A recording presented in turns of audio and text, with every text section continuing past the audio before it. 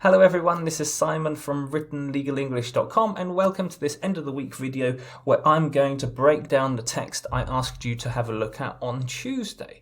So this was the text I asked you to think about, and those were the three tasks that I asked you to do. What question can we use to replace the introductory sentence? I want you to fix the tabulation errors and change the list into a table.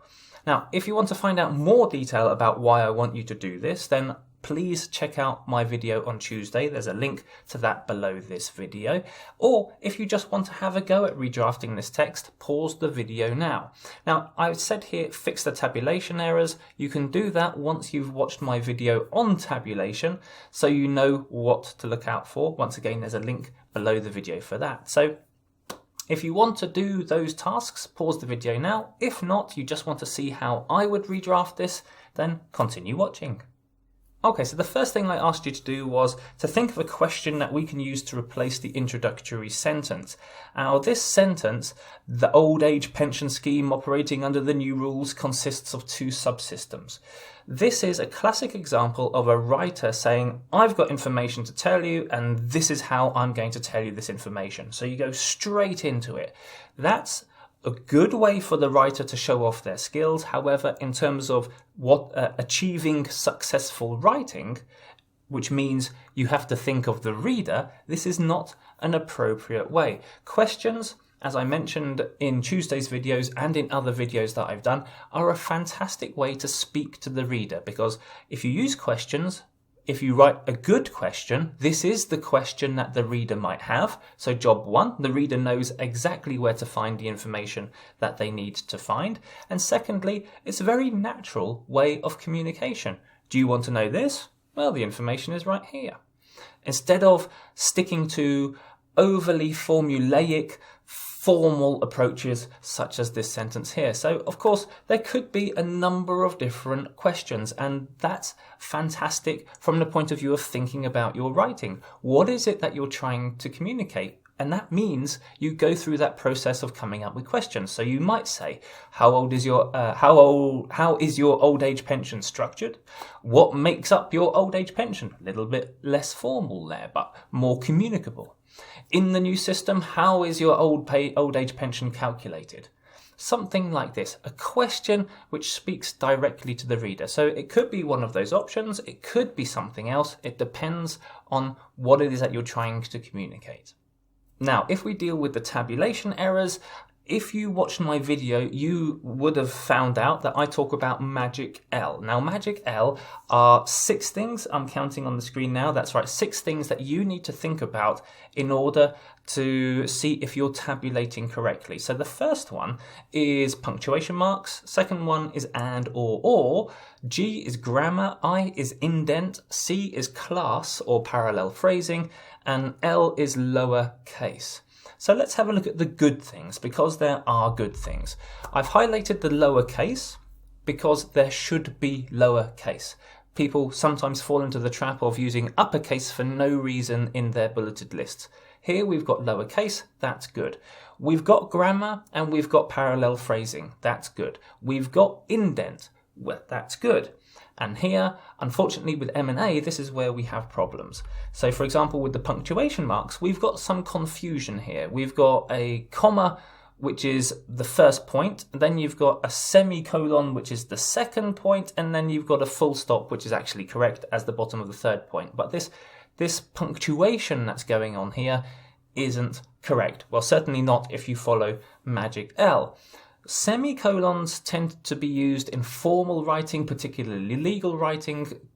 Commas tend to be used in less formal or more approachable business-like writing. So here it suggests that there's some confusion, or simply speaking, the person who posted this didn't spot it through the drafting process and then through the proofreading process. Unfortunately, it's on the website, and so we have to count that as an error. And the second thing that we have to ask ourselves, is this and or is this or? So between the penultimate, so the second to last point, and the last point, you should say whether it's and or. So do I have to think about all of those things above cumulatively?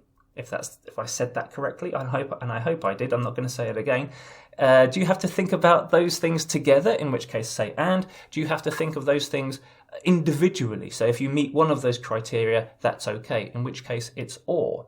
And here it should be in two different places, both in the sublist, in the nested list, and in the main list. So we should have and or written in the list twice, at least in my opinion, and that way it helps the reader understand how to interpret the list. Okay, and here's the final point, changing the list into the table. Now, this is my first draft. I spent about 5 minutes looking at the original text and then breaking it down using questions and a structure to best communicate that to the person who might be reading it, in which case me. So this is how I understand the text. So I'm not saying it's right, I'm not saying it's wrong. I'm saying this is how I understand the text. Now the author of the text might look at that and say, "You've got that wrong, Simon." Well, I would say that's your fault because you drafted it in a way which allowed me to interpret it in this way, which if it's wrong, this isn't my fault. You can't blame the reader for interpreting something incorrectly if you've, as a writer, written it, but I don't want to say badly, but let's say not very carefully. Let's say that instead. So this is how I understand this. I use a question. How do we structure your new pension? Then there are two parts, a general part and then the voluntary part. So then I've broken down the general parts into two columns and then I've got the voluntary part. And you can see in the voluntary part that I've crossed out information that I think is either redundant. Well, it's just redundant. It says voluntary part, so we don't need to say the membership is entirely voluntary. I think that's made clear. And then I've crossed out in the future because I don't think that's necessary either. This is, in my opinion, this is an example of the author adding in extra information which they think is valuable, but when you think about the text, you might decide, well, this is just a waste of words. We don't really need to say this. It doesn't communicate anything extra. As I said, at least in my opinion. Okay, guys, now I know I went through that quickly.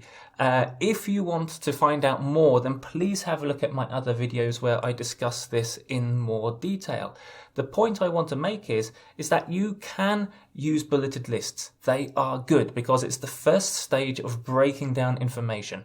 Make sure you use bulleted lists or tabulation correctly. But if you can use a table, better still. Remember, think about the reader and think about presenting the information in a way that the reader understands the structure and will be able to find out information and then make an appropriate decision. Now, I don't want you to think that I'm picking on Zus. I'm not going to do the next 10 lessons on Zus saying, look at them, aren't they terrible? That's not the point of this video. The point of this video is rather a real life demonstration of how, I say real life because it affects me. I have to go through this process of interpreting the text, thinking about it, and in the process of doing that, because I'm involved in plain language, I'm automatically thinking, how can this text be changed so it makes my life easier? So I'm not just saying Zus bad, I'm actually saying Zus good. The information is in English, which is fantastic. I just think it could be improved. Okay guys, I hope you liked the video. I'll be back again next week on Tuesday, Wednesday and Friday with more content. So if you want to see all of that, please think about joining me on my social media channels, whether it's LinkedIn, YouTube, Facebook, or joining me and doing my courses on Patreon. Okay guys, have a good weekend and I'll see you next week.